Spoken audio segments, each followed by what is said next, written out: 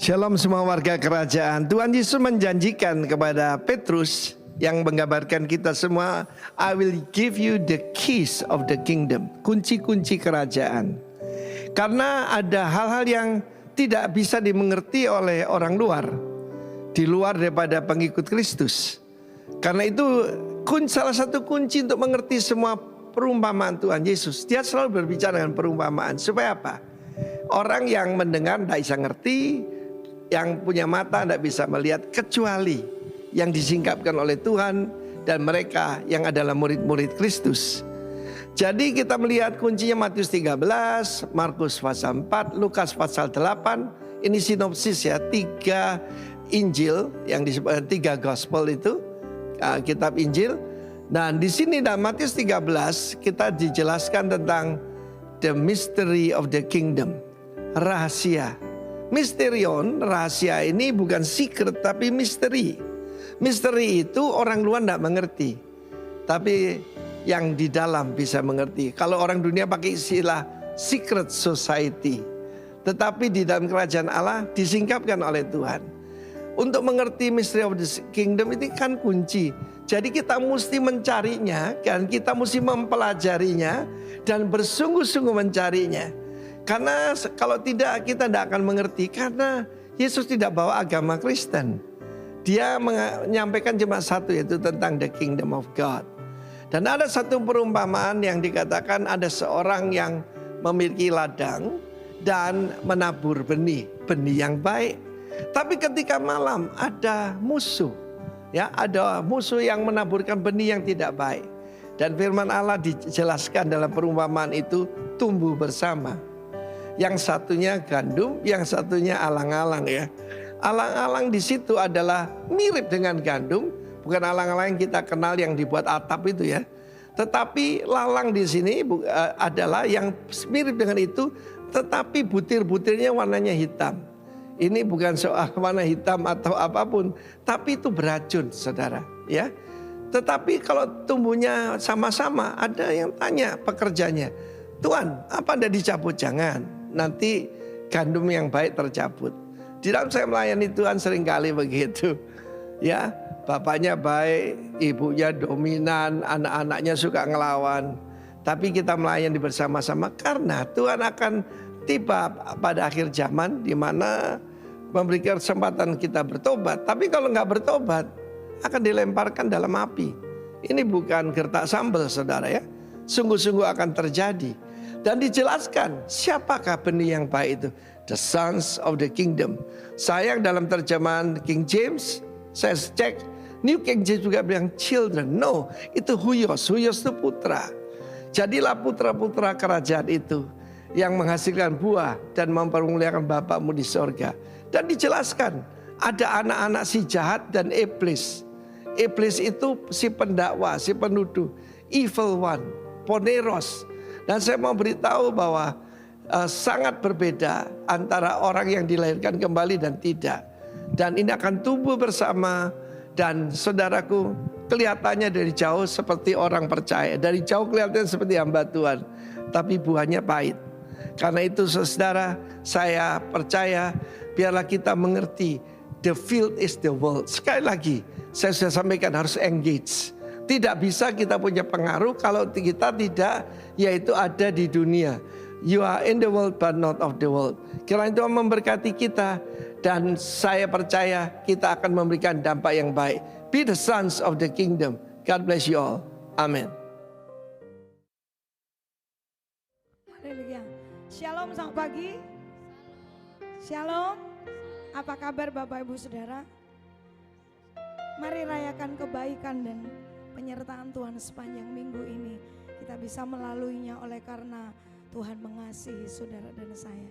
Dan Tuhan mau memakai setiap kita semua untuk kita menyatakan kebenaran dan kerajaannya ada di muka bumi ini. Yang setuju katakan amin. Mari kita bersatu hati dalam doa.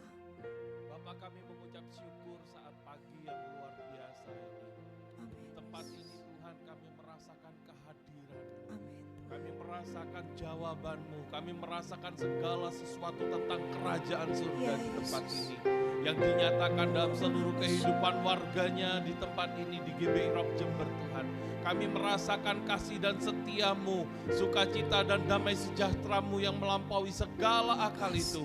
Menutup bungkus seluruh kehidupan kami dengan kasih setia-Mu yang luar biasa Tuhan. Dan pagi hari ini kami boleh bergairah di dalam Engkau Tuhan.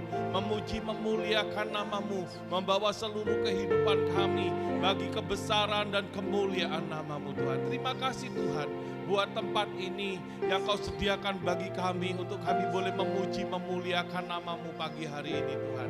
Terima kasih Tuhan buat kesempatan yang luar biasa pagi hari ini. Kami boleh ada di tempat ini karena Engkau sudah memilih kami dari sekian banyak orang Tuhan. Dan kami yakin dan percaya pagi hari ini Tuhan, kami akan mendengarkan, kami akan merasakan, kami akan menerima pewahyuan yang daripada kerajaan-Mu Tuhan.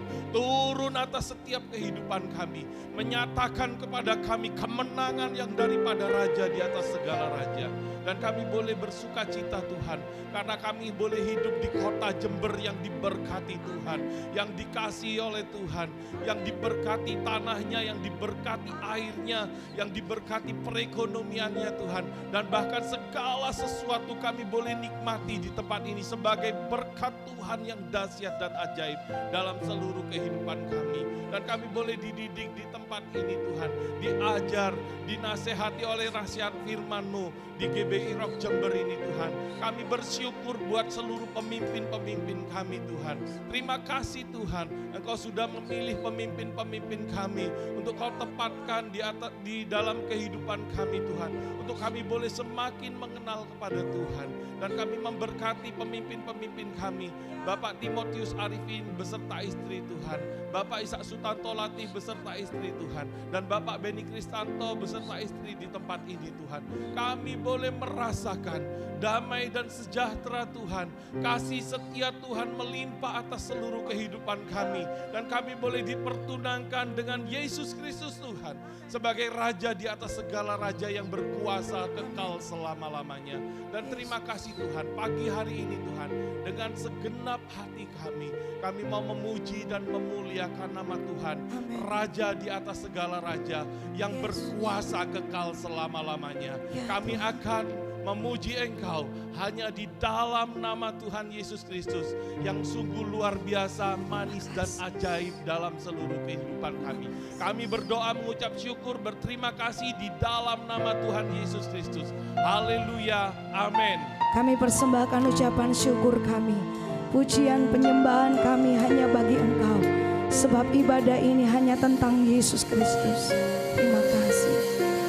Kau Bapa yang mengasihiku, kuasa-Mu memulihkanku,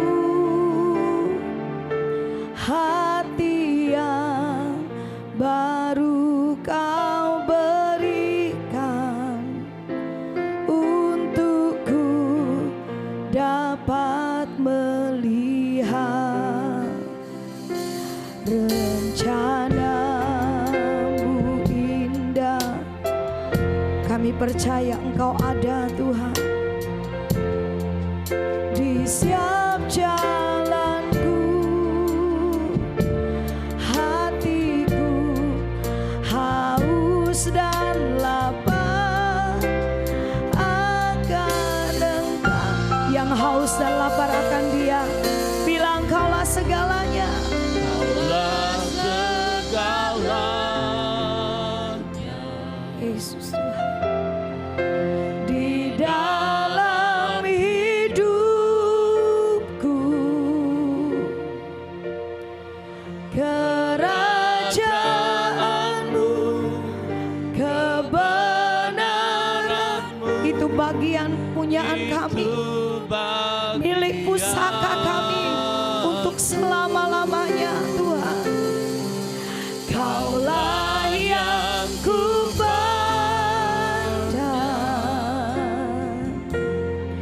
selama hidup, terus mengasihi-Mu. memuliakan-Mu, memuliakan-Mu, Bapa dan Rajaku. Terima kasih Bapa, kami bersyukur. Kau Bapa yang mengasihiku,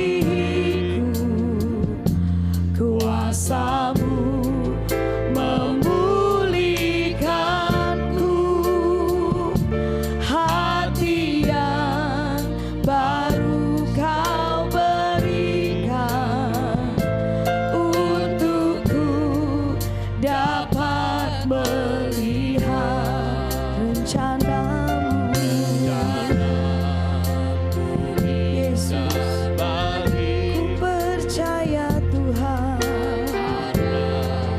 di setiap jalanku, hatiku haus dan lapar akan Engkau. Kaulah segalanya bagiku, segalanya di dalam hidupku. Kerajaan-Mu, kebenaran-Mu, itu bagianku. Kaulah yang ku pandang Tuhan, selama hidupku. Ibu memuliakan-Mu, Bapa dan Raja, Kaulah segalanya. Hati kami penuh dengan ucapan syukur. Sungguh kami bangga memiliki Engkau Tuhan. Kerajaan-Mu yang terus ada dalam hidup kami. Kebenaran-Mu, ya Tuhan. Hanya Engkau yang ku pandang, ku pandang selama hidupku. Mengasihi-Mu, memuliakan-Mu, Bapa dan Rajaku. Kaulah segalanya bagiku. Hidupku, kerajaan-Mu, kebenaran, itu bagian kami. Takkan pernah kami lepaskan Tuhan. Kaulah yang ku pandang. Oh Yesusku, hidupku mengasihi-Mu, mengasihi-Mu, segenap hati Tuhan, segenap hidupku mengasihi-Mu, memuliakan-Mu. Panggil Dia Bapa dan Raja. Angkatlah kepalamu, hai pintu-pintu gerbang, dan terangkatlah kamu, hai pintu yang berabad-abad, supaya masuk Raja kemuliaan. Siapakah itu Raja kemuliaan? Tuhan jaya dan perkasa, Tuhan perkasa dalam peperangan. Tepuk tangan bagi Raja segala raja. Haleluya. Mari kita puji Dia, Raja mulia dalam setiap hidup kita. Haleluya.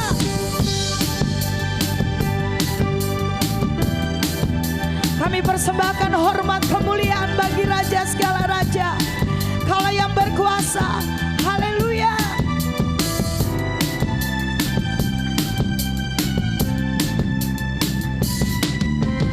Raja mulia,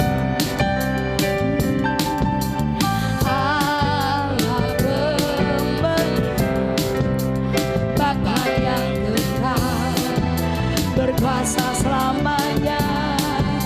Oh, oh, oh. Segala cinta sujud menyembah-Mu Yesus, sujud menyembah bagi yang mulia, berkuasa selamanya. Kami nyatakan Kaulah Tuhan, Kaulah Raja, surga bumi menyembah. Bagi Kau Tuhan, kemuliaan bagi Allah yang berkuasa selamanya. Engkaulah Raja. Haleluya. Kaulah yang layak terima segala pujian. Haleluya. Jamuli Allah pemenang, Allah pemenang. Kau Bapa berkuasa, berkuasa selamanya. Oh, oh, oh. La cinta sujud menyembah-Mu bagi yang mulia, berkuasa selamanya. Oh, oh, oh. Kaulah Tuhan, Kaulah Raja, surga bumi menyembah. Bagi Raja, kemuliaan bagi Allah yang berkuasa selamanya. Kaulah Tuhan Raja, Kaulah Tuhan, Kaulah Raja, surga bumi sorak-sorai bagi Kau Tuhan, kemuliaan bagi Allah yang berkuasa selamanya. Engkaulah Raja, Engkaulah Raja. Dari Rock Jember lebih lagi serukan bahwa Dialah Tuhan. Kaulah Tuhan, Kaulah Raja, surga bumi Mari bersorak-sorai sorai kemenangan bagi Raja, mulia kemuliaan bagi Allah. Haleluya. kuasa Selamanya. Kaulah Tuhan, Kaulah Tuhan, hanya Kau Yesus. Kami menyembah sorak-sorai kemenangan bagi Raja, kemuliaan bagi Allah yang berkuasa.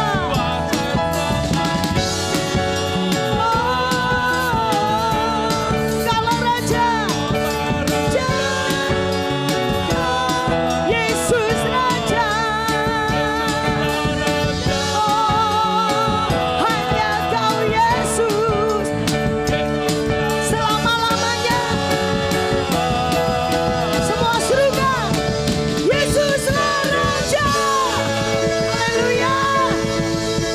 Kaulah Raja yang berkuasa atas hidup kami Tuhan. Hidup kita tidak akan lagi sama. Yang setuju katakan amin. Yang mau terus diubahkan katakan amin. Haleluya.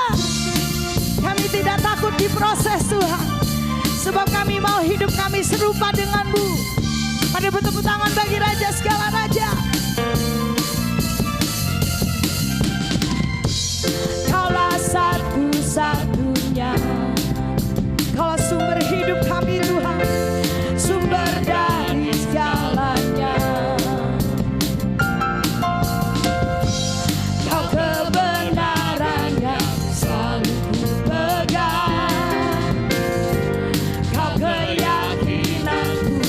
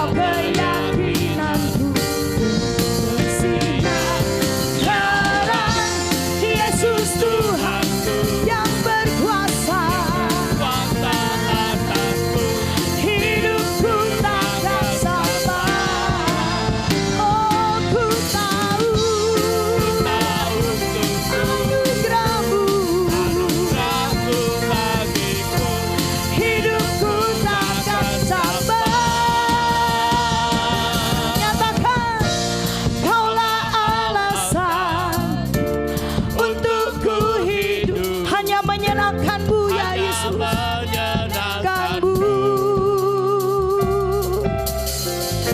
Kaulah alasan untuk ku hidup, hanya menyenangkanmu. Oh, hanya kaulah alasan hidupku, hanya menyenangkanmu. Oh Yesus, kaulah alasan untuk ku hidup, hanya menyenangkanmu. Haleluya. Yesus Tuhanku yang berkuasa atas hidupku, takkan sabar. Ku tahu sungguh anugerah-Mu bagiku, hidupku takkan sabar. Haleluya. Kiranya hidup kami menyatakan kemuliaan-Mu Tuhan. Engkau yang menjadi raja segala raja dalam hidup kami. Haleluya. Terima kasih Tuhan.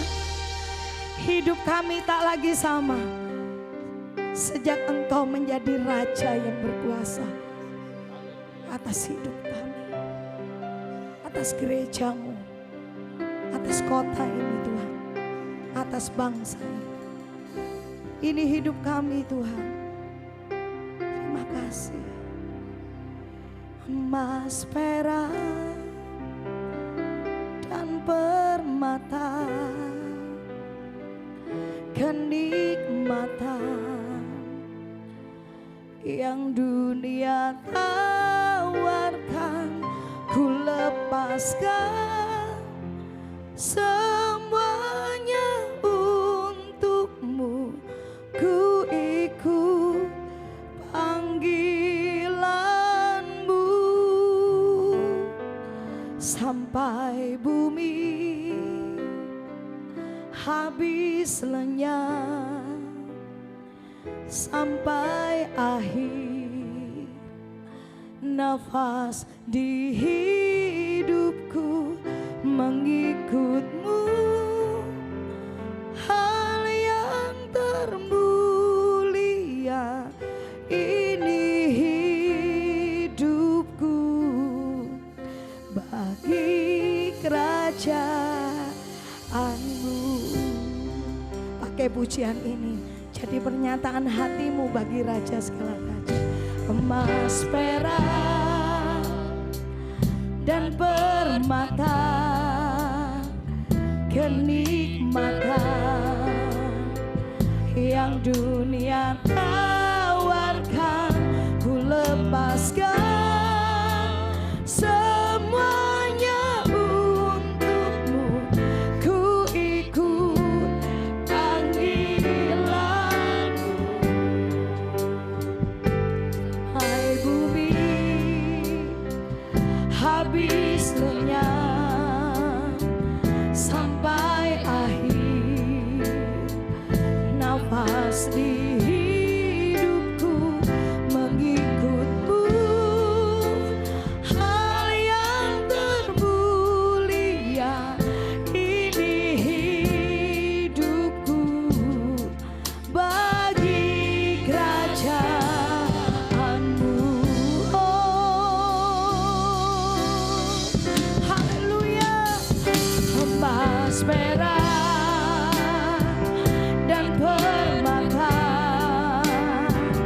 kenikmatan yang dunia tawarkan, ku lepaskan semuanya untukmu. Ku ikut panggilanmu sampai bumi. Oh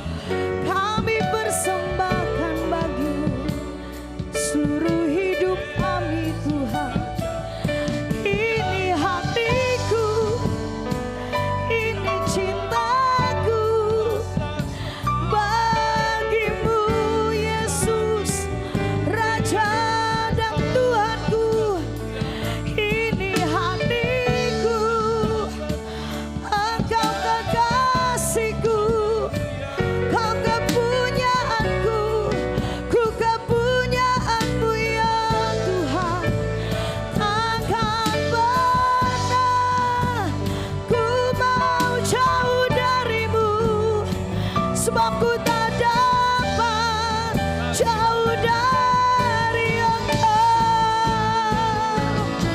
Yesus. Mengikutmu, melayanimu seumur hidupku. Haleluya.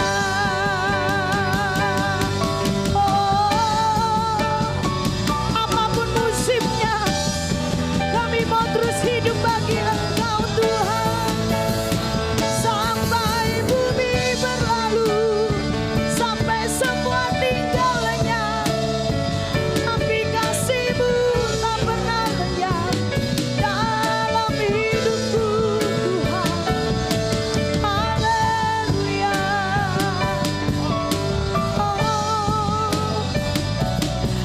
Terima kasih, terima kasih Tuhan.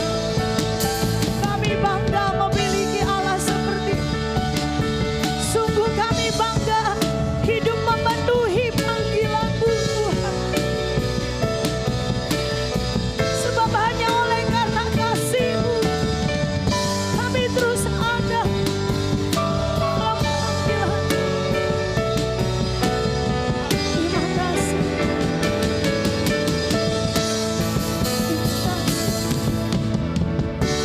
Ku berikan hatiku dan jiwaku, kami beri semuanya bagi Engkau.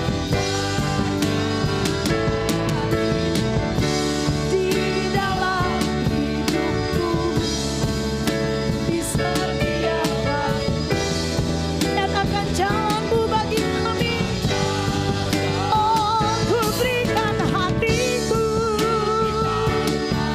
dan jiwaku, oh padamu Tuhan, semuanya bagimu. Di dalam, di setiap musim hidupku, nyatakan jalan-Mu, jalan-Mu.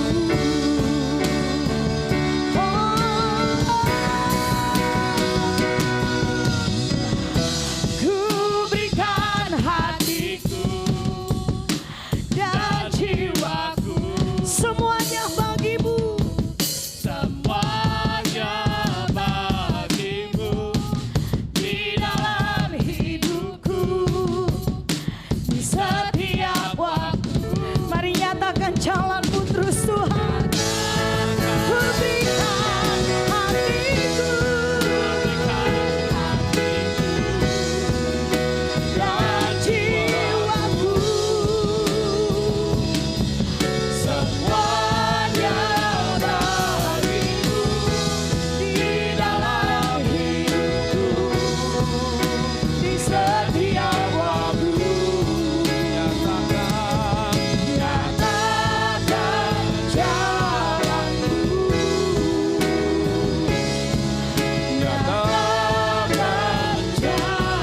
nyatakan jalan-Mu Tuhan, nyatakan jalan. Mari beri tepuk tangan dan sorak-sorai buat Allah kita. Haleluya. Haleluya. Amin. Lewat pujian ini yang menjadi pernyataan iman kami. Sampai semuanya berlalu, kiranya kami boleh tetap percaya kepada Engkau. Oleh sebab itu Tuhan, kami tahu keterbatasan kami tahu kelemahan kami. Berbicaralah lewat firman-Mu untuk meneguhkan pernyataan iman kami. Sehingga sampai pada akhir hidup kami boleh tetap setia mengiringi Engkau. Oleh sebab itu Tuhan berfirman buat kami pagi hari ini, kami buka hati kami buat hati kami seperti tanah yang subur, supaya benih firman itu boleh bertumbuh dalam hidup kami. Memberkati hamba-Mu yang sudah Tuhan kirim buat kami, Tuhan utus buat kami, berbicara buat kami.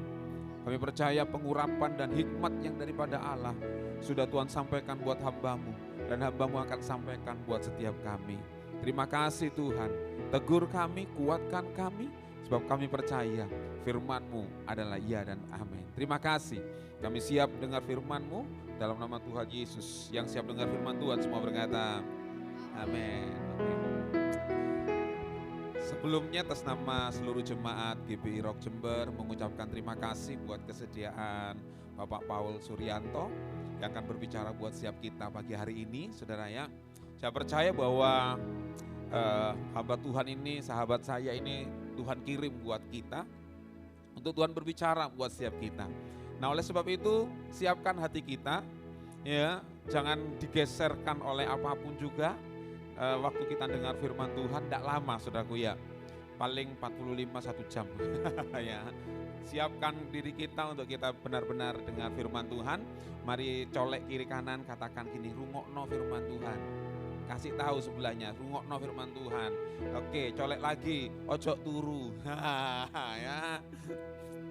Ojo turu, enak gak didongengi nanti tidur gitu ya. Ya, yang terakhir, lihat kiri kanan, katakan ojo dolanan HP ae.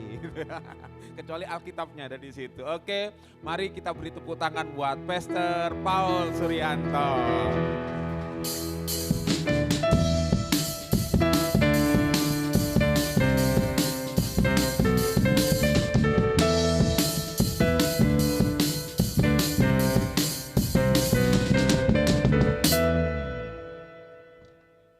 Saya merasa kayak menang Oscar, Pak.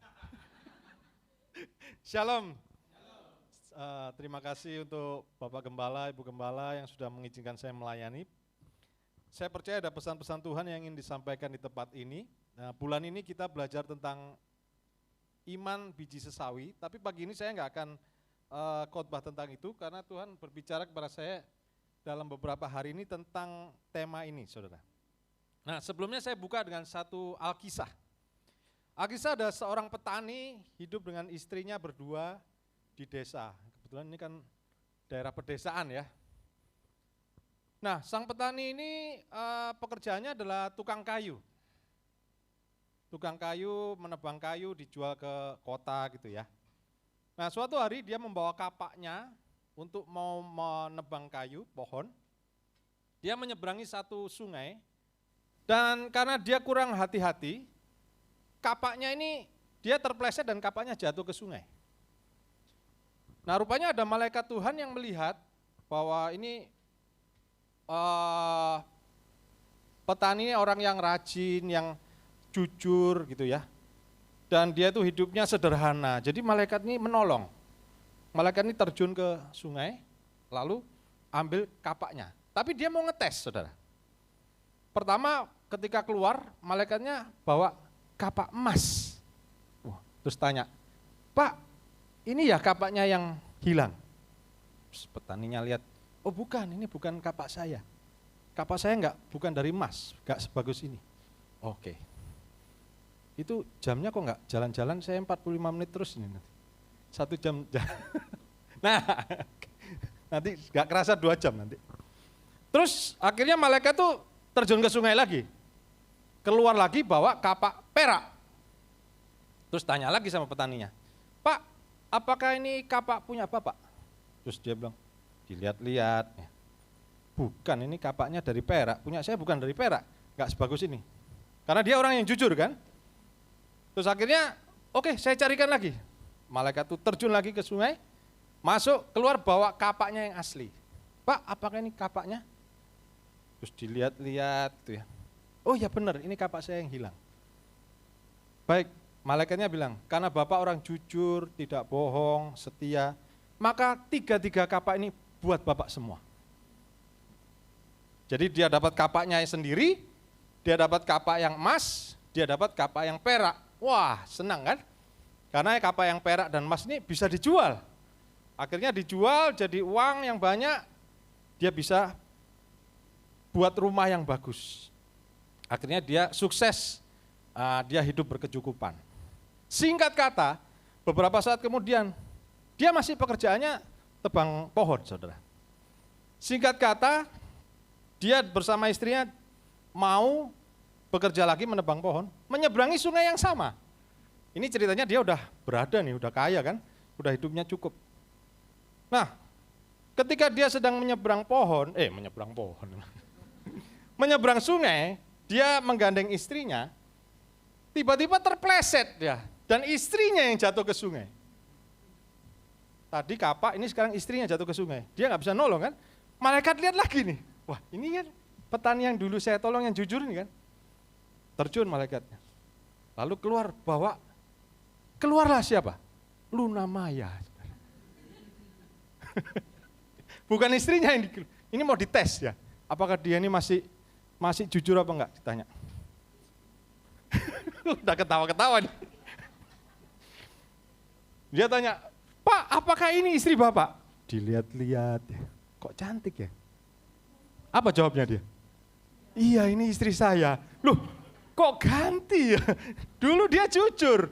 Kapak yang jelek, dia nggak mau dikasih yang emas. Lah ini istrinya yang sudah usia lanjut kok diganti Luna Maya mau. Nah, karena usia lanjut itu. Ternyata bukan, dia punya alasan, saudara. Dia bilang, Pak, dia bilang ke malaikatnya, malaikat, waktu dulu saya kehilangan kapak, saya kehilangan 1, tapi saya dapat 3. Sekarang istri saya cukup 1 aja, ini aja yang Luna Maya aja katanya. Jadi dia tahu batas, saudara. Ini tema khotbah tahu batas. Tapi bukan itu, isi khotbah saya bukan tentang pernikahan yang kesekian, bukan. Saya ajak kita lihat ayatnya ya. Beberapa hari yang lalu saya membaca ayat ini di 2 Korintus 12 ayat 10 dan saya sengaja tulis beberapa terjemahan supaya Bapak Ibu bisa membandingkan. Di terjemahan baru adalah seperti ini, kita baca sama-sama. 1, 2, 3. Karena itu aku senang dan rela di dalam kelemahan, di dalam siksaan, di dalam kesukaran, di dalam penganiayaan dan kesesakan oleh karena Kristus. Sebab jika aku lemah, maka aku kuat. Kita lihat dalam bahasa Indonesia sehari-hari. 1, 2, 3. Jadi saya gembira dengan kelemahan-kelemahan saya. Saya juga gembira kalau oleh karena Kristus saya difitnah, saya mengalami kesulitan, dikejar-kejar, dan saya mengalami kesukaran. Sebab kalau saya lemah, maka pada waktu itulah justru saya kuat. Saya kasih perbandingan dalam King James.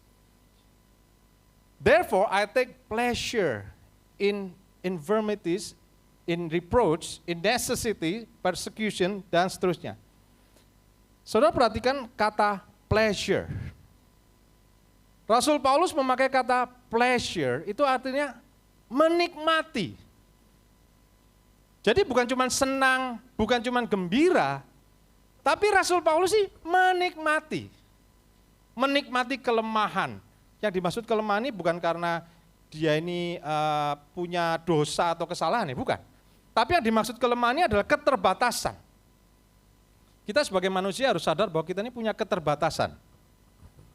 Memang ajaran-ajaran dunia sekarang ini mengatakan bahwa Anda bisa menjadi apapun yang Anda mau. There is no limit, nothing impossible. Nah, nothing impossible-nya Tuhan itu diadopsi untuk nothing impossible-nya manusia. Memang buat Tuhan nothing impossible, tapi buat manusia kita punya keterbatasan. Amin. Tuhan Yesus turun jadi manusia itu punya keterbatasan. Tuhan itu tidak terbatas, tetapi ketika Tuhan Yesus turun sebagai manusia, dia memilih untuk membatasi dirinya. Amin. Maksud saya apa membatasi dirinya? Ketika Tuhan Yesus turun ke dunia, dia membatasi dirinya di satu waktu tertentu. Dia terbatas oleh waktu. Dia tidak bisa ada di tempat yang lain, hanya ada di Yerusalem dan Galilea pada saat itu. Dia nggak bisa ada di China, dia nggak bisa ada di Indonesia, karena terbatas. Tetapi Tuhan tidak terbatas. Nah, kita harus mengerti bahwa sebagai manusia, kita punya keterbatasan. Kita punya kelemahan. Kadang-kadang kita bergumul dengan kelemahan kita. Kenapa ya saya kok tidak sepintar dia misalnya? Kenapa ya kok saya tidak sekaya dia? Kenapa ya saya ini kerja keras kok ya gini-gini aja? Saya ini sudah melayani, berdoa sungguh-sungguh, tapi kok ya gini-gini aja? Sedangkan orang itu kayaknya kok santai-santai aja, nggak terlalu ngoyo, tapi Tuhan memberkati luar biasa. Nah kita akan lihat bahwa setiap kita tuh punya keterbatasan masing-masing, punya peran masing-masing, yang Tuhan mau untuk kita lakukan, dan kita tidak boleh mengambil peran orang lain. Yang setuju katakan? Amin. Baik, kita lihat satu persatu ya. Kita akan baca bergantian 2 Korintus 12 ini supaya kita mengerti mengapa kok Rasul Paulus sampai mengatakan dia itu menikmati kelemahan, dia menikmati penderitaan. Kenapa kok dia sampai mengatakan seperti itu? Kita akan lihat dari ayat-ayat ini, kita baca bergantian. Saya baca ayat 1, nanti saudara baca ayat kedua dan seterusnya. Aku harus bermegah, sekalipun memang hal itu tidak ada faedahnya. Namun demikian aku hendak memberitakan penglihatan-penglihatan dan penyataan-penyataan yang kuterima dari Tuhan. 2.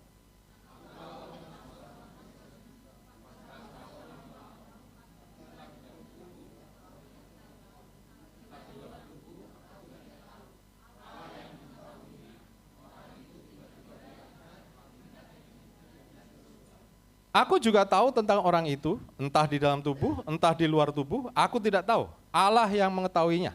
4.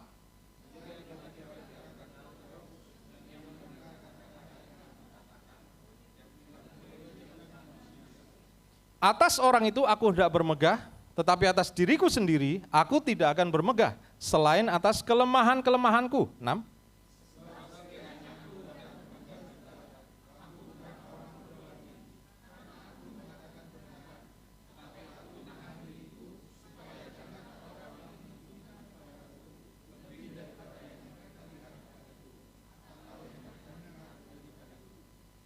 Dan supaya aku jangan meninggikan diri karena penyataan-penyataan yang luar biasa itu, maka aku diberi suatu duri di dalam dagingku, yaitu seorang utusan iblis untuk menggocoh aku, supaya aku jangan meninggikan diri.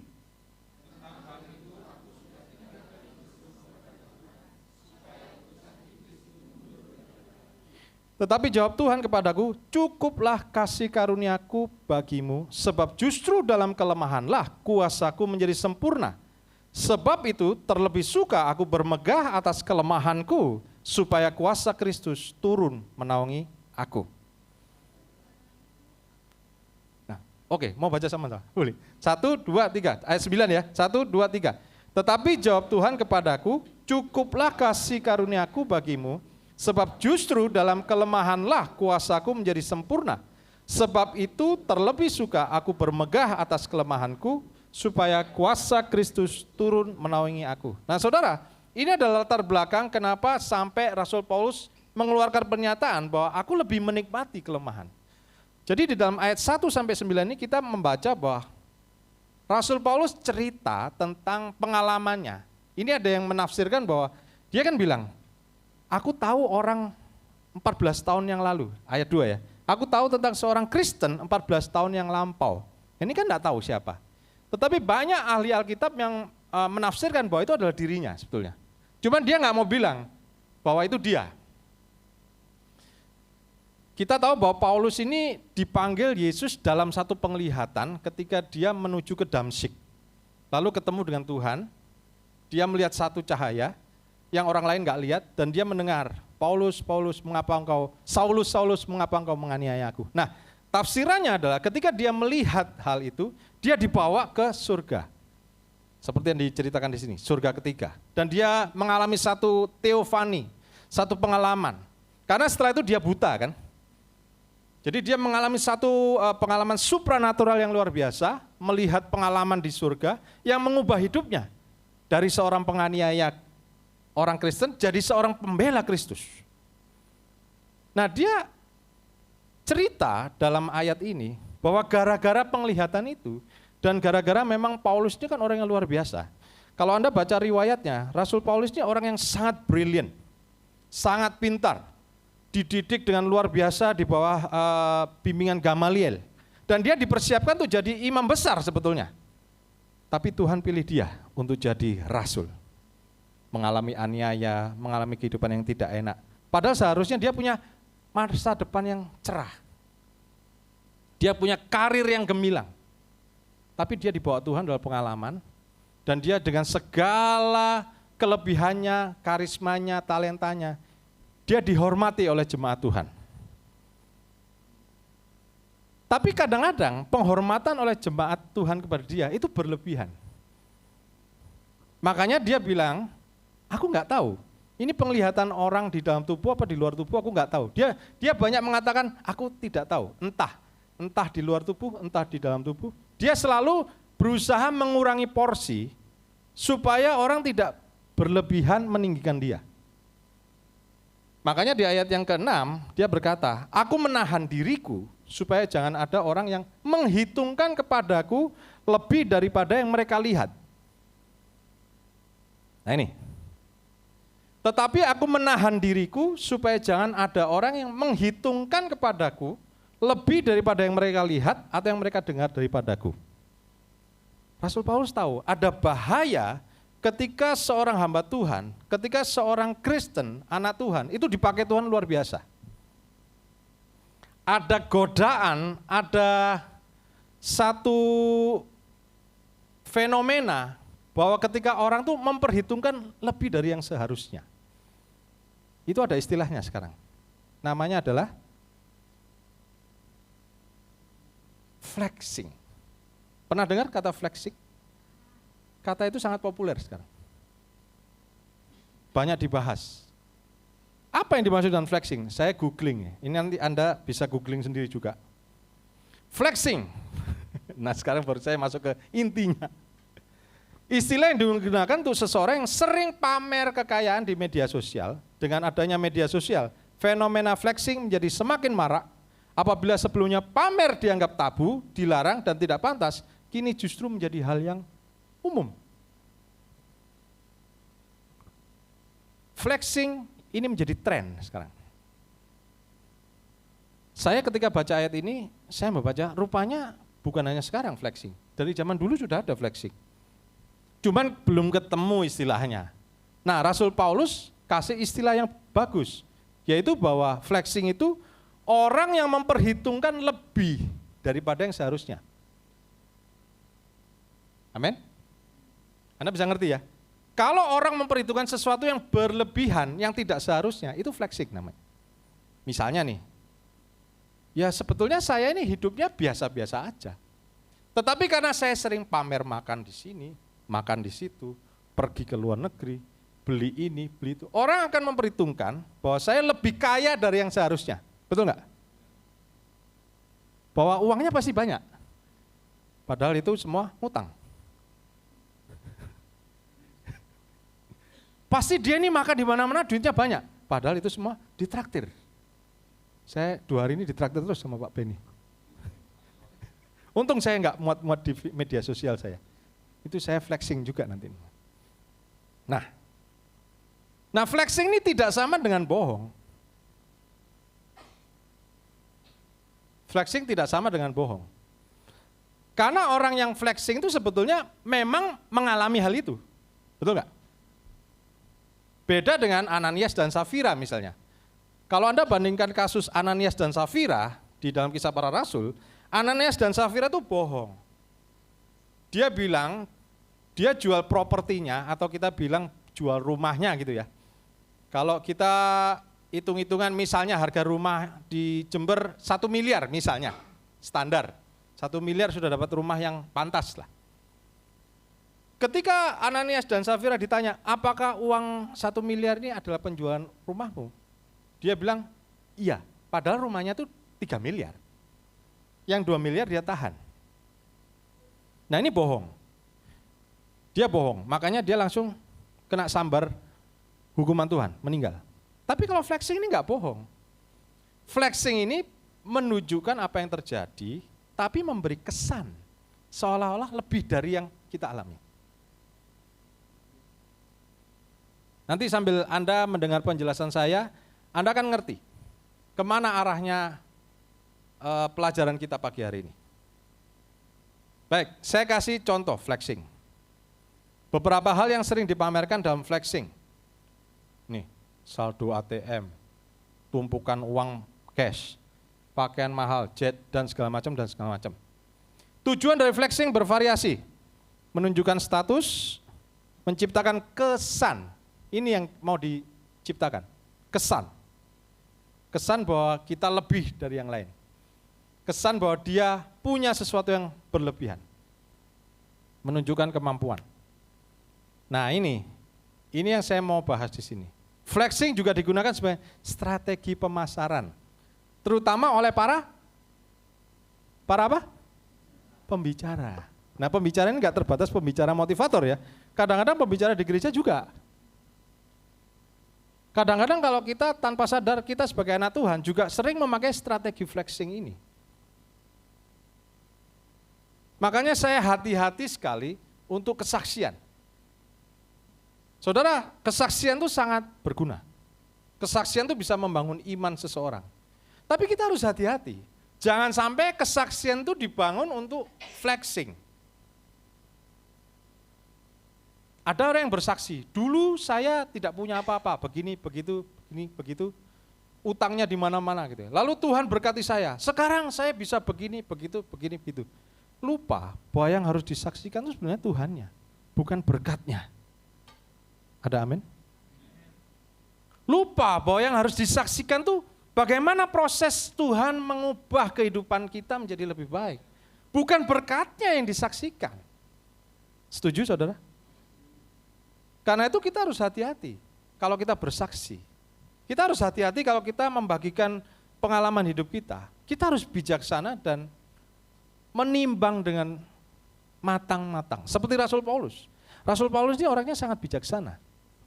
Dia tahu bahwa kalau jemaat ini tidak diajar dan dididik untuk tahu batas-batasnya, dia akan dikultuskan. Banyak terjadi sekarang hamba-hamba Tuhan dikultuskan. Saya bersyukur bahwa Pak Beni dan istri ini mendidik jemaat di sini dengan sehat. Tidak ada yang perlu ditutup-tutupi. Ada banyak hamba Tuhan, ada banyak pelayan Tuhan tuh yang hidupnya nggak asli. Maaf ya, saya terpaksa bilang, banyak yang nggak asli. Karena itu Anda sebagai jemaat Tuhan, sebagai pekerja, Anda harus bijaksana, minta tuntunan Roh Kudus. Kalau lihat seorang hamba Tuhan atau lihat seorang pelayan Tuhan yang diberkati Tuhan, dipakai Tuhan luar biasa, kita bukan iri ya, kita bukan iri, tapi kita harus hati-hati. Jangan mudah terayu ini apa ya? terpesona dengan kesaksiannya atau pelayanannya yang luar biasa. Belum tentu saudara. Orang yang pelayanan dipakai Tuhan luar biasa mungkin di mimbar bicara di KKR puluhan ribu orang, ribuan orang. Belum tentu kehidupan aslinya seperti yang kita bayangkan. Nah, saya punya pengalaman yang cukup menyakitkan buat saya. Karena saya sempat terpesona dengan seseorang. Saya awal tahun ini dapat berkat luar biasa dari Tuhan. Yaitu berkat saya adalah saya kehilangan sepeda motor baru saya. Berkat ini. Saya bilang berkat. Saya kehilangan sepeda motor saya. Karena gara-gara saya terpesona dengan tetangga saya. Bukan karena saya terpesona dia flexing ya, enggak. Justru karena dia ini menunjukkan bahwa dia ini perlu bantuan. Jadi saya enggak sadar. Saya terpesona dengan caranya dia mendekati saya. Kemudian cerita tentang keadaannya bagaimana. Dia ini pinjam motor saudara ceritanya. Pinjam motor saya. 1 kali pinjam balik. 2 kali pinjam balik. Pinjam yang terakhir seminggu gak balik saudara. Tetap saya doakan, sampai hari ini belum balik motornya. Kenapa sampai saya bisa tertipu seperti itu? Karena saya terpesona, seperti kata-kata Bu Gembala tadi. Dia flexing, tapi flexingnya bukan flexing yang kaya ya, flexingnya justru merendah. Jadi saya bantu dia, kasihan, tidak ada keluarga, tidak ada sanak saudara, tidak ada yang membantu. Oke, pinjam, saya pinjami. Hati-hati saudara, kadang-kadang kalau kita tidak bijaksana, dan saya waktu itu tidak tanya istri, nah itu gunanya istri, gunanya suami. Kadang-kadang kita merasa kita sudah hebat, kita sudah lupa kalau kita ini punya pendamping. Bahwa kita harus selalu tanya, kalau kita mengambil keputusan yang penting, itu kita harus tanya sama Tuhan dan sama sahabat kita, amin. Jangan lupa sama sahabat kita. Istri kita, suami kita. Kalau Anda belum punya istri atau suami, tanya sama sahabat terbaik Anda. Tanya sama orang tua Anda. Itu adalah orang-orang yang bisa memberikan wawasan, bisa memberikan nasihat supaya kita nggak keliru. Nah saudara, saya kembali ke sini. Banyak orang pakai strategi-strategi ini untuk mempesona kita. Dan saya berdoa supaya kita jangan menjadi salah satu yang memakai strategi ini. Tanpa sadar kita sering memakai strategi flexing ini untuk mempesona orang lain. Rasul Paulus mengingatkan bahwa di dalam kelemahan-kelemahan, kekurangan-kekurangan, justru karya Tuhan nyata. Amin. Justru ketika dia mengalami penderitaan, justru ketika dia mengalami satu masalah, Tuhan justru bekerja dalam kehidupannya. Nah, saudara, saya tunjukkan flexing dan realitas. Ini ya. Antara yang duniawi dan yang rohani saya taruh semua nih. Kalau yang duniawi misalnya beli barang-barang baru. Kalau yang rohani misalnya dalam pelayanan, mendoakan orang sakit dan sembuh. Kita kan senang ya kalau mendoakan orang sakit itu sembuh. Amin. Menolong orang kesusahan sehingga sekarang dia berhasil. Nah ini yang saya nomor 3 tadi. Saya kepingin nolong tetangga saya supaya dia bisa berhasil. Tapi rupanya saya tertipu gitu ya. Memiliki karisma dan talenta. Ada orang punya talenta nyanyi, muji Tuhan, pengkhotbah yang baik, pengkhotbah yang luar biasa, pengajar yang hebat. Ada yang punya hati gembala gitu ya. Lalu dia berusaha untuk menunjukkan kelebihan-kelebihan ini, promosi. Sekali lagi saya tidak menyinggung satu pun hamba Tuhan di luar sana.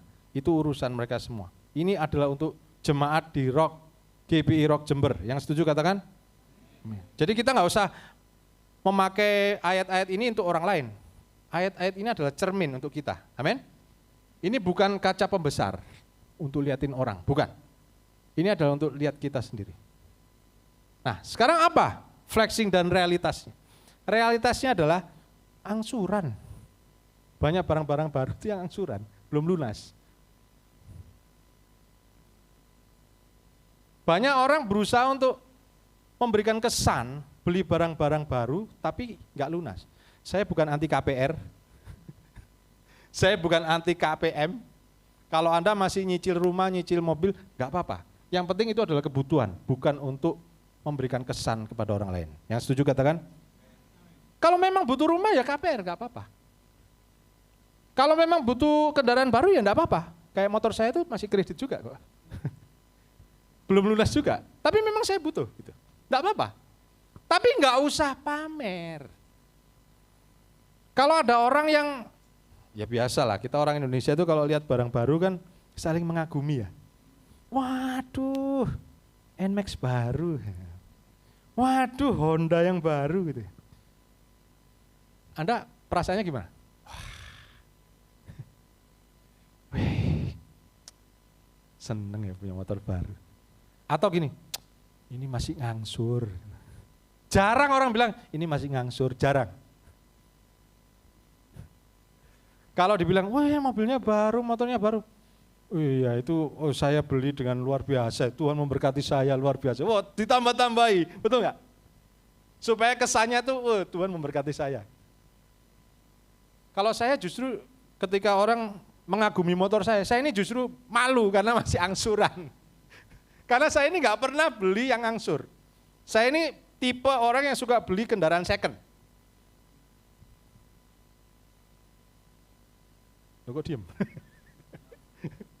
Nah, banyak orang suka beli baru, tapi buat saya kalau beli kendaraan itu lebih baik yang second.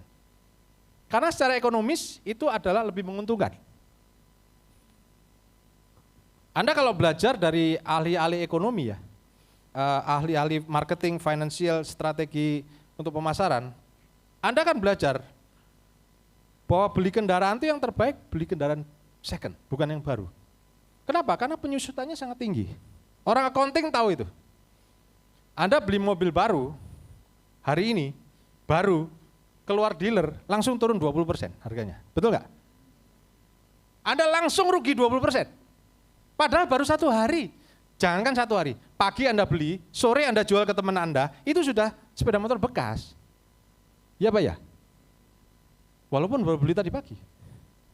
Jadi kalau beli kendaraan tuh, saya menganut prinsip beli second lebih untung. Selama ini saya beli second, baru kali ini saya beli baru, saudara. Hilang sih satu.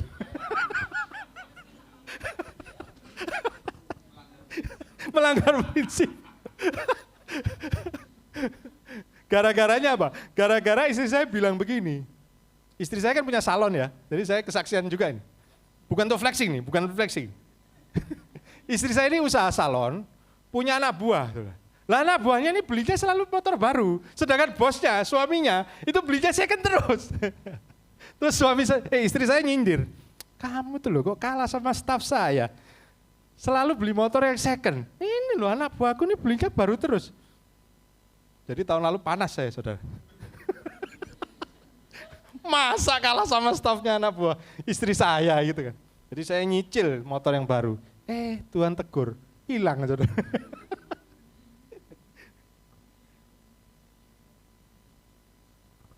Di sini kita belajar bahwa kita harus tanya Tuhan. Jangan karena kita ini tergoda, terpesona. Kita kepingin menunjukkan satu status yang wah. Padahal Rasul Paulus berkata, dalam kelemahan, kuasaku menjadi sempurna. Justru kalau orang memperhitungkan, kita nggak bisa apa-apa, kita ini kurang, kita ini lemah, kita ini kecil. Justru Tuhan akan pakai orang-orang yang kecil, yang lemah, untuk diberkati dan menjadi kuasa yang luar biasa. Yang setuju katakan? Tuhan tuh justru selalu pakai yang lemah-lemah, betul nggak? Pakai Daud mengalahkan Goliat. Pakai Gideon, pakai 300 orang, mengalahkan yang puluhan ribu. Tuhan nggak pernah pakai yang 10.000 mengalahkan 100, ya nggak perlu Tuhan, betul nggak? Kalau dia sudah pasukannya gede 10.000, 100.000, menghadapi musuh yang cuma 100, 1.000 orang, nggak perlu Tuhan. Justru kita perlu Tuhan, karena kita ini lemah, kecil, tidak berdaya. Justru di dalam kelemahanlah kuasa Tuhan menjadi sempurna. Gak perlu kita tuh melebih-lebihkan. Justru kita harus merendahkan hati. Kita harus berkata, Tuhan aku gak mampu. Aku perlu Engkau. Mendoakan orang sakit itu ternyata realitasnya kuasa Tuhan yang menyembuhkan. Bukan doa saya. Amin. Kalau ada orang disembuhkan, diberkati karena doa saudara, jangan pernah mengklaim, saya dulu yang mendoakan orang itu. Jangan. Bukan doa saudara yang menyembuhkan. Yang menyembuhkan kuasanya Tuhan lewat saudara. Kalau saudara nggak mau mendoakan dia, Tuhan bisa pakai orang lain juga untuk mendoakan dia, betul nggak? Jadi nggak usah meninggikan diri. Makanya Paulus juga berkata, aku tidak akan meninggikan diriku karena pernyataan-pernyataan itu. Karena semua orang bisa dipakai. Kebetulan Paulus yang dipilih. Kalau Anda diberkati Tuhan luar biasa, berkatalah, terima kasih Tuhan, Engkau memberkati aku. Kok aku dipilih, aku bersyukur. Itu pilihan Tuhan. Menolong orang kesusahan sehingga sekarang dia berhasil. Realitasnya adalah berkat Tuhan yang menjadikan kaya, bukan bantuan kita. Benar, mungkin dia pernah pinjam sama kita. Benar, mungkin dia pernah kita tolong. Benar, mungkin dia pernah datang ke kita untuk minta dibantu. Tapi sekali lagi, kalau dia sekarang berhasil, dia sekarang kaya, dia sekarang dipakai Tuhan, bukan karena kita, tapi karena Tuhan memberkati dia. Amen. Kita harus berbesar hati. Nggak perlu ngundat-ngundat, ngundat-ngundat. Kalau orang Jawa pasti ngerti, ngundat-ngundat. Saya kalau khotbah di Bali susah, nggak ngerti mereka. Ngundat-ngundat, oh itu dulu kalau nggak ke saya, nggak saya bantu, nggak bisa dia kayak gitu. Sering dengar kayak gitu? Nggak perlu kita tiru. Karena kita ini cuma salurannya Tuhan.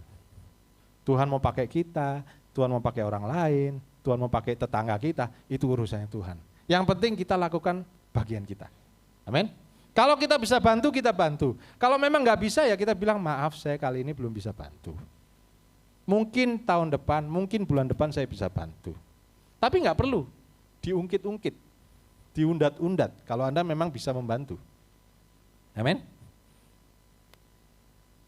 Memiliki karisma, talenta, penyanyi, pengkhotbah, pengusaha yang sukses, semuanya hanya pinjaman dari Tuhan. Kita ini semua cuman manajer Katakan, manajer, bukan pemilik. Kita bukan direktur, kita ini manajer. Kalau direktur itu pemilik. Tapi kalau manajer itu hanya ngatur. Ngatur keuangan, bagaimana supaya sehat, ngatur staff, supaya staff ini bekerja dengan baik. Ingat, kalau kita punya toko, kita punya pabrik, kita punya usaha, sekalipun itu atas nama kita, itu bukan milik kita. Itu hanya dititipkan oleh Tuhan kepada kita. Kita hanya tugasnya ngatur supaya ini berjalan dengan baik. Toko ini supaya semakin diberkati, bagaimana? Keuangannya diatur. Antara utang piutang harus sehat. Antara cash flow dan likuiditas aset harus sehat. Itu semua kita ini manajer. Makanya kita harus selalu belajar mengatur keuangan. Bagaimana mengatur staff, yang satu rajin, yang satu kurang rajin. Bagaimana ngatur supaya ini bisa berjalan dengan baik, tidak ada iri-irian, cemburuan. Gak gampang loh saudara ngaturnya. Punya staf 5 dengan punya staf 500, susah ngaturnya. Semakin banyak staf, semakin susah ngaturnya. Karena itu ilmu kita harus meningkat. Manajemen kita harus maju. Teori-teori manajemen harus kita aplikasikan dengan benar. Dan itu semua karena hikmat Tuhan. Itu semua titipannya Tuhan, bukan milik kita. Kalau kita nggak kelola dengan baik, pelan-pelan Tuhan akan pindahkan ke orang lain. Makanya kita harus selalu belajar. Kita harus selalu belajar, upgrade diri, upgrade skill. Supaya berkat Tuhan, semakin banyak berkat Tuhan, itu kita bisa tampung, bukan bocor. Amin. Kalau kita belajar mengupgrade diri, semakin Tuhan memberkati kita, itu akan semakin mendekatkan kita kepada Tuhan, bukan menjauhkan diri dari Tuhan. Itu kalau hati kita kepada Tuhan, bukan kepada berkatnya. Semakin kita diberkati, maka kehidupan rohani, jasmani kita akan semakin baik. Itu kalau berkat dari Tuhan. Yang setuju katakan? Amin. Nah, sekarang saya berikan kiat-kiat bagaimana kita bisa menjaga diri supaya tidak tergoda, terpesona dengan yang namanya flexing. Yang pertama, kita tuh harus sadar batas. Makanya saya beri judul saya, Know Your Limit. Tahu keterbatasan kita. Kita baca sama-sama 2 Korintus 10 ayat 13, 1, 2, 3. Sebaliknya, kami tidak mau bermegah melampaui batas, melainkan tetap di dalam batas-batas daerah kerja yang dipatok Allah bagi kami, yang meluas sampai kepada kamu juga. Ayat ini mengajar kita bahwa Rasul Paulus itu tahu batas. Sehebat-hebatnya dia, sepintar-pintarnya dia tetap tahu dia punya keterbatasan. Karena itu dia berkata kepada Petrus, kamu pergi kepada orang-orang Yahudi, aku menginjil di orang non-Yahudi. Rasul Paulus tahu, dia nggak bisa memenangkan seluruh dunia. Dia membatasi dirinya. Dia tahu kekurangannya. Dia tahu ada batas wilayahnya. Dia nggak akan cawe-cawe wilayahnya Petrus. Dia nggak akan cawe-cawe wilayahnya Yohanes, Lukas, Thomas. Itu punya bagian sendiri. Demikian juga kita sebagai pelayan Tuhan. Baik kita dalam pekerjaan maupun dalam pelayanan. Kita itu harus tahu batas kita. Jangan mau semua diambil. Tuhan tuh punya kapasitas untuk masing-masing gerejanya. Mungkin gereja kita ini punya kelebihan di satu bidang tertentu. Misalnya nih, oh banyak anak muda di sini. Berarti kita nih harusnya melayani banyak anak muda. Ya sudah, fokus di sana. Nggak usah berusaha, kok anak muda nih kayaknya ini ya, keuangannya kurang. Soalnya nunggu dari orang tuanya kiriman, nggak punya duit. Kita lebih enak kalau ke pengusaha. Maaf yang masih mahasiswa sekolah, jangan tersinggung ya. Kenyataan saya juga pernah mahasiswa kok. Wah kita jangan melayani anak muda, nggak ada duitnya. Kita pelayanan pengusaha aja, enak banyak duit. Kalau Tuhan nggak suruh kita ke sana, jangan ke sana. Kita harus tahu batas. Saya itu sangat kagum dengan guru-guru sekolah minggu. Kenapa? Karena saya paling nggak bisa ngajar sekolah minggu. Saya ini khotbah di hari Minggu bisa, tapi suruh khotbah di sekolah minggu, stres saya. Karena itu saya kagum dengan guru-guru sekolah minggu, luar biasa. Bisa ngajar anak-anak walaupun nggak nurut, lari ke sana, coba Anda lari ke sana kemari. Langsung saya suruh keluar pulang. Saya nggak bisa. Saya tahu keterbatasan saya. Saya tahu kekurangan saya. Saya nggak akan berusaha jadi guru sekolah minggu. Nanti sekolah minggunya tutup. Saya marahin terus. Nggak bisa diam ya, nggak bisa duduk ya, nggak bisa begini ya. Saya memang kurang sabar kalau untuk anak-anak. Karena itu saya tahu kelemahan saya. Nah kita harus tahu kelemahan kita. Kita harus tahu batas kita. Baik dalam pelayanan, baik dalam pekerjaan, baik dalam hubungan. Mungkin Anda dipakai Tuhan untuk melayani orang-orang yang susah. Gak apa-apa, tekuni aja. Karena di dalam pelayanan yang kelihatannya kecil tuh, ada berkat Tuhan di sana. Ada upah Tuhan yang menanti di sana. Kalau Anda taat. Jangan berusaha mengambil wilayah orang lain. Kerjakan apa yang menjadi bagian Anda. Tahu batas.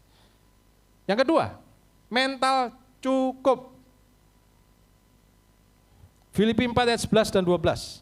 Kukatakan ini bukanlah karena kekurangan, sebab aku telah belajar mencukupkan diri dalam segala keadaan. Aku tahu apa itu kekurangan dan aku tahu apa itu kelimpahan. Dalam segala hal dan dalam segala perkara tidak ada sesuatu yang merupakan rahasia bagiku, baik dalam hal kenyang maupun dalam hal kelaparan, baik dalam hal kelimpahan maupun dalam hal kekurangan. Saudara, Rasul Paulus ini orang yang kaya. Jangan dikira karena dia rasul, dia miskin. Dia itu dari keluarga kaya. Kalau Anda pelajari riwayatnya, dia itu disekolahkan dari negara Turki. Dia ini kan kelahiran Turki. Disekolahkan ke Yerusalem. Itu sekolah luar negeri loh bro. Kalau sekarang tuh sekolah di Amerika. Gitu. Kuliah di Australia. Lahirnya di Jember, tapi kuliahnya di Australia. Lahirnya di Jember, tapi kuliahnya di Amsterdam. Itu Paulus. Hanya orang kaya yang bisa menyekolahkan anaknya di luar negeri, betul? Jadi Rasul Paulus ini bukan orang miskin, dia dari keluarga orang kaya. Karena itu dia bilang, memang dia pernah kelaparan, tapi dia juga pernah kenyang. Memang dia pernah kekurangan, tapi dia pernah hidup enak di rumah orang tuanya. Tapi dia berkata, aku belajar mencukupkan diri. Dia tidak terpesona dengan kehidupan masa lalu yang kok enak ya rasanya dulu. Gak kenal Tuhan Yesus itu lebih enak. Makanku selalu steak tiap hari. Sekarang makan pecel. Pecel lebih sehat saudara.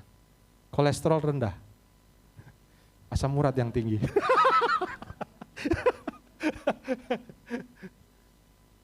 Nggak pernah menyesali dia kehidupannya bahwa dulu lebih enak, lebih nyaman, rumahnya ber-AC. Belum ada ya, waktu itu belum ada AC. Rumahnya mungkin megah gitu ya. Sekarang harus tinggal di gedek. Kadang-kadang tidak jelas tidur di mana, dia harus tidur di pinggir jalan. Tapi dia menikmati semuanya itu. Karena dia tahu ada upah yang menanti dia di surga. Dia tahu dia harus melepaskan semua itu. Karena Tuhan mau pakai dia untuk satu tujuan yang lebih mulia. Dia belajar untuk mencukupkan diri. Kalau hari ini Tuhan berkati sekian, saya terima dengan ucapan syukur. Kalau hari ini masih kurang, saya tetap mengucap syukur. Kalau besok Tuhan kasih berkat berlimpah, kita lebih mengucap syukur. Tapi jangan pernah mengeluh. Karena ketika kita komplain, sebetulnya kita komplainnya kepada Tuhan. Mungkin Anda punya bos yang kurang perhatian sama Anda. Little to me, salary no up gitu ya. Ngerti maksudnya? Didi aku, bayaran gak munda-munda. Itu terjemahan bebasnya. Gimana sih Tuhan, bos saya ini kok gak perhatian sama saya? Ingat, berkat kita dari Tuhan, bukan dari bos kita. Tuhan bisa pakai bos kita, Tuhan juga bisa pakai orang lain. Mungkin bos Anda tidak perhatian sama Anda, tapi ada orang lain yang perhatian sama Anda bisa diberi berkat lebih. Yang setuju katakan? Tetap kerja jadi anak buah yang rajin. Jangan karena bos tidak perhatian lalu Anda malas-malasan. Percayalah, mata Tuhan tetap melihat Anda. Mungkin mata bos tidak melihat Anda, mata Tuhan lihat Anda. Mungkin atasan Anda nggak lihat Anda, tapi klien Anda, customer Anda lihat Anda. Percayalah, Anda sedang investasi sesuatu yang baik ketika kita melakukan dalam koridornya Tuhan. Jangan pernah komplain. Kalau Anda komplain, Anda yang rugi. Karena tidak diperhatikan bos, tidak diperhatikan atasan, lalu Anda malas-malesan. Klien Anda juga lihat kok, menilai Anda sendiri.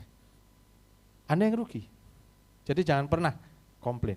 Tetap bersyukur, karena Tuhan pasti sesuatu yang baik buat kita nanti. Yang terakhir, utamakan orang lain. 1 Korintus 4 ayat 6. Saudara-saudara, kata-kata ini aku kenakan pada diriku sendiri dan pada Apolos, rekan pelayanannya.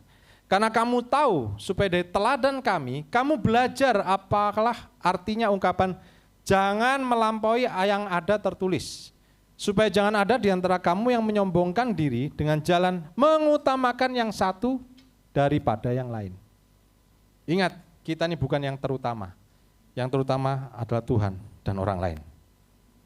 Utamakan orang lain dulu. Jangan pernah menganggap, kalau nggak ada saya nggak bisa pelayanan ini jalan. Kalau nggak ada saya perusahaan ini nggak bisa jalan. Kalau nggak ada saya hal ini nggak akan berhasil. Jangan pernah berkata seperti itu.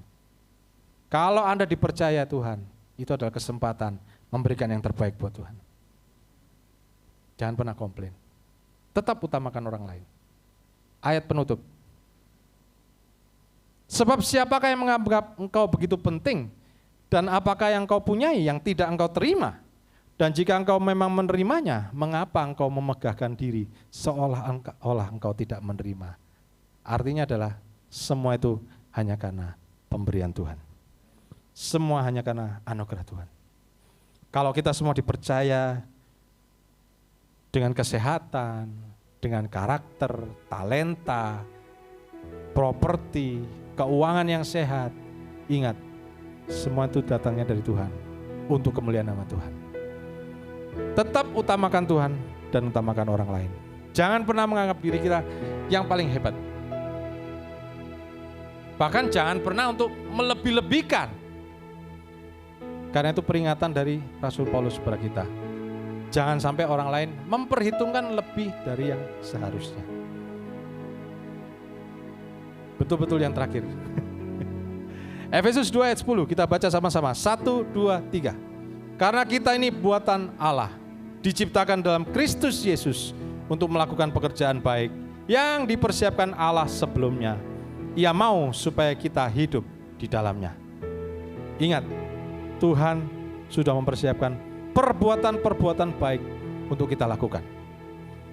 Kerjakan bagian kita. Dan jangan pernah menyerah apapun keadaan kita. Tuhan memberkati. Mari kita berdoa. Tuhan, terima kasih untuk firman-Mu pada pagi hari ini. Untuk Engkau mengajar kami lewat kehidupan Rasul Paulus yang sederhana, tapi mengubahkan dunia. Kami rindu Tuhan. Mungkin kehidupan kami sederhana, tetapi lewat kehidupan kami, Engkau bisa mengubahkan kehidupan orang-orang di sekeliling kami. Saudara-saudara kami, teman-teman sahabat kami, bahkan orang-orang yang kami kasihi, bisa melihat Kristus dalam hidup kami. Terima kasih Tuhan, kami serahkan hidup kami, pelayanan kami, pekerjaan kami, keluarga kami, semua hanya untuk kemuliaan nama-Mu. Di dalam nama Yesus, yang setuju bersama saya katakan, amin. Tuhan memberkati.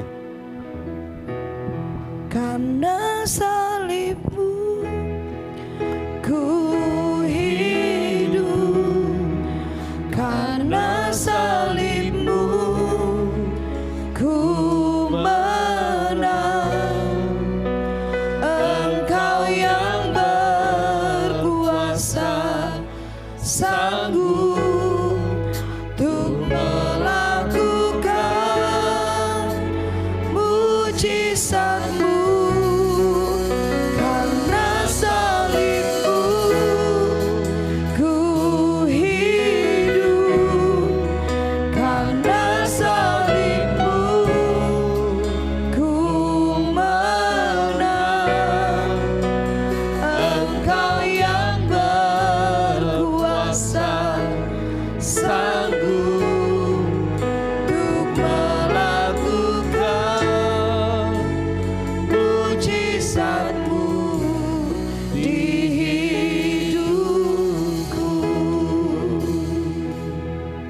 masuk dalam sakramen perjamuan kudus.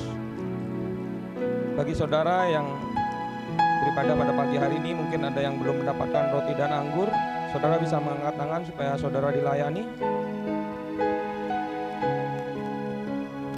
Dan bagi saudara yang beribadah secara online, saudara bisa mengambil roti dan air putih sebagai pengganti anggur.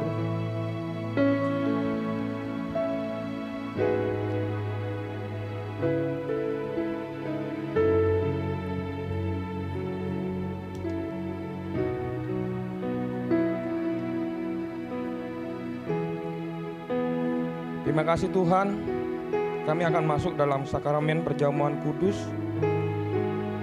Pada pagi hari ini layakkan setiap kami untuk makan dan minum dalam perjamuan kudus ini.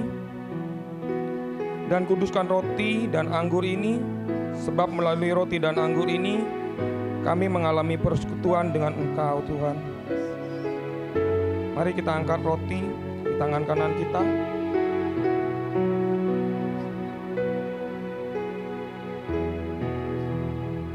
Roti ini adalah lambang dari tubuh Tuhan yang terpecah bagi kita. Sebab apa yang telah kuteruskan kepadamu, telah aku terima dari Tuhan, yaitu bahwa Tuhan Yesus pada malam waktu ia diserahkan, mengambil roti, dan sesudah itu ia mengucap syukur atasnya. Ia memecah-mecahkannya dan berkata, "Inilah tubuhku yang diserahkan bagi kamu. Perbuatlah ini menjadi peringatan akan aku." Bukankah roti yang kita pecah-pecahkan adalah persekutuan dengan tubuh Kristus? Mari kita makan dalam nama Yesus.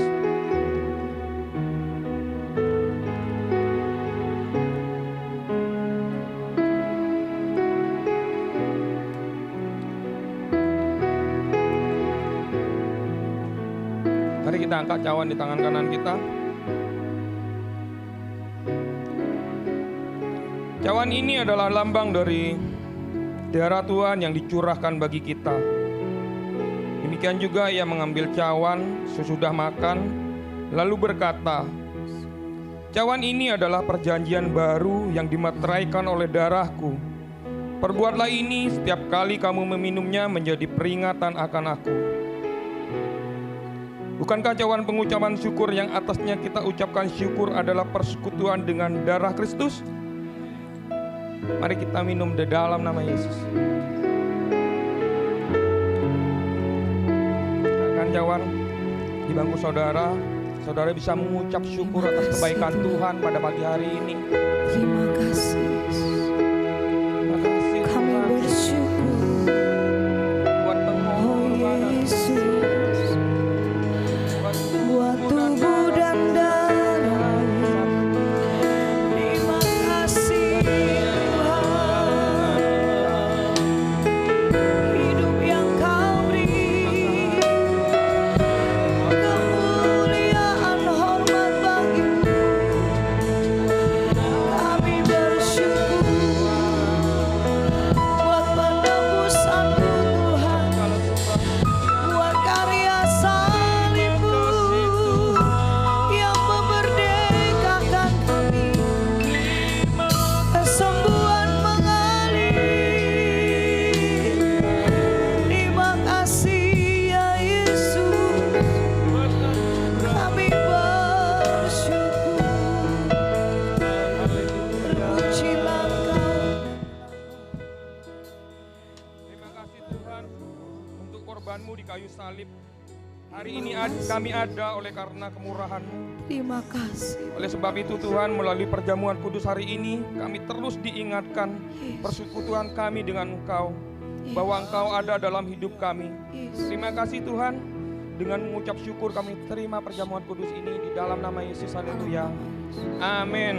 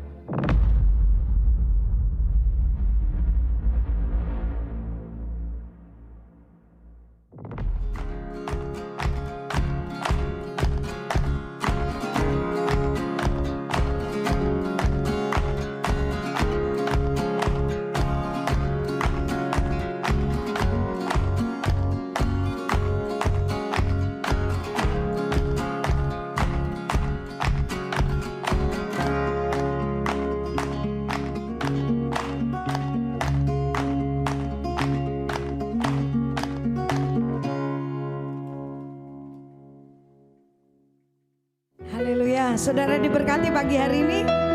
Yang diberkati boleh tepuk tangan bagi Raja segala Raja dong. Haleluya.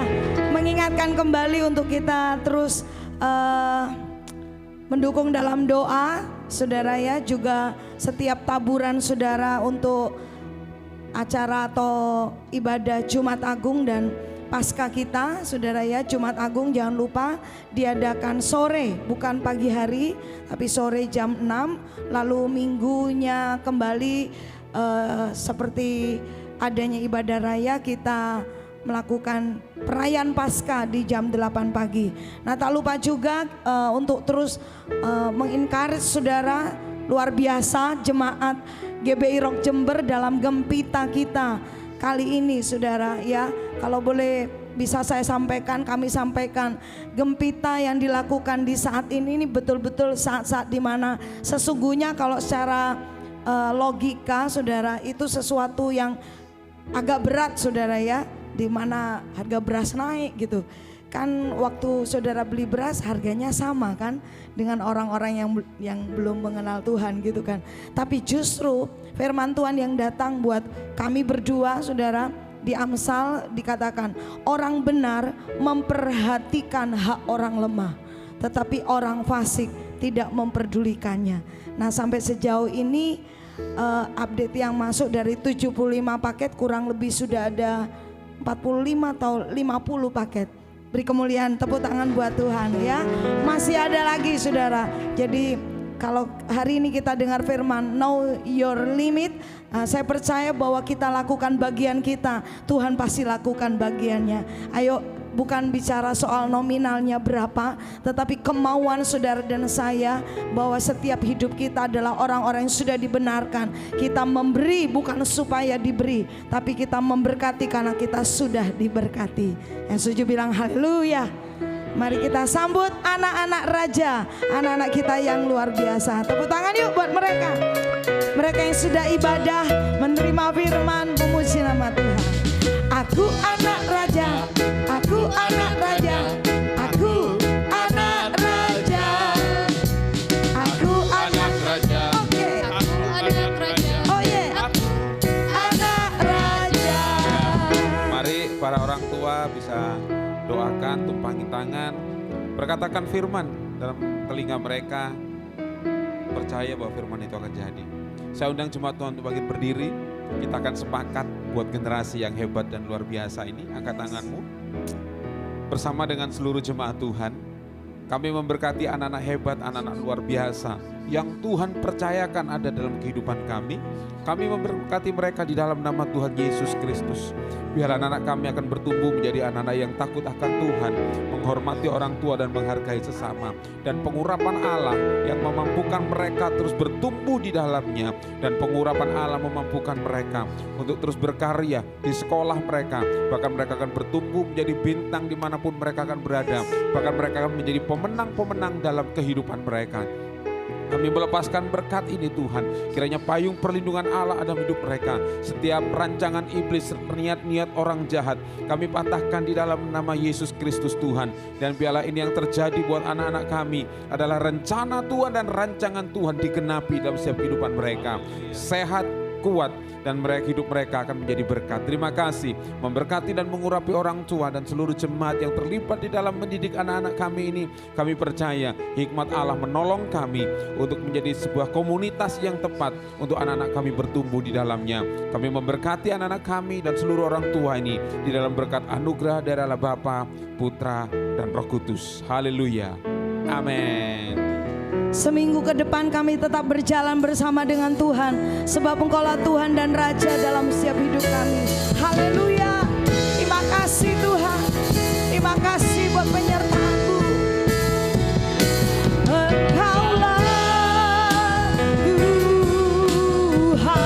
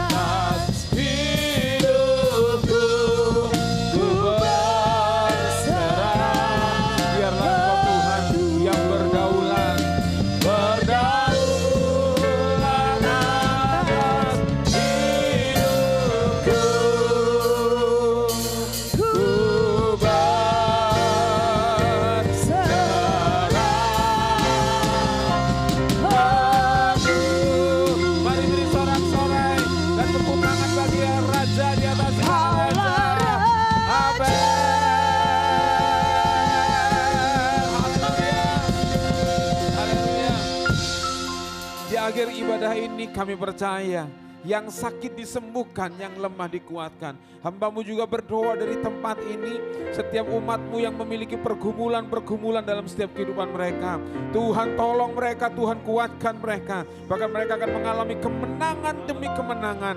Dan mujizat itu terjadi dalam setiap kehidupan umat-Mu Bapa. Terima kasih, memberkati kembali seluruh hamba-hamba Tuhan yang sudah melayani sepanjang ibadah ini. Diberkati dan diurapi kembali kehidupannya, untuk kami boleh melayani Raja di atas segala raja. Memberkati hamba-Mu Bapak Paul Suryanto yang sudah Tuhan pakai berbicara buat kami.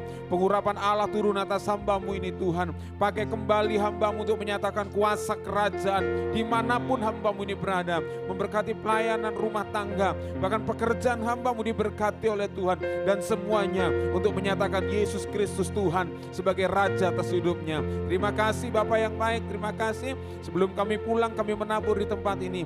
Kami menabur dengan sukacita karena kami tahu Tuhan sudah memberkati hidup kami. Taburan untuk Paskah dan Jumat Agung, taburan untuk Gempita Tuhan, kami percaya kami memberinya dengan sukacita karena kami tahu ini bagian kami yang harus kami kerjakan untuk mempermuliakan nama Tuhan. Terima kasih Bapak, terima kasih. Mari warga kerajaan Allah, kekasih Tuhan, angkat tanganmu di hadapan Tuhan. Pulanglah, bawalah damai sejahtera Tuhan turun atasmu, menyertai perjalanan kehidupanmu. Dan Tuhan berkata, jangan takut dan jangan gentar, sebab akulah perisai dalam hidupmu. Akulah Tuhan yang menyertai dan melindungi keluar masukmu, memberkati pekerjaan tanganmu, memberkati sekolah dan studimu, dan memberkati apa yang kau kerjakan dengan tanganmu. Dan langkah-langkahmu adalah langkah-langkah yang disertai oleh Tuhan.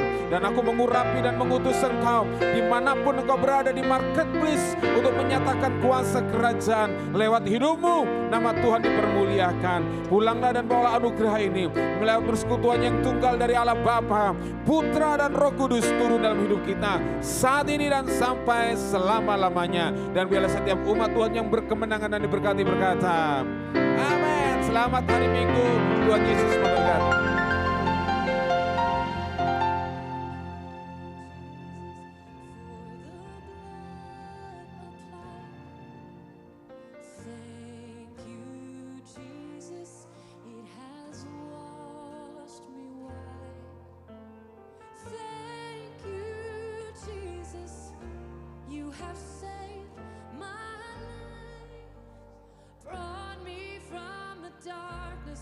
Into glorious light.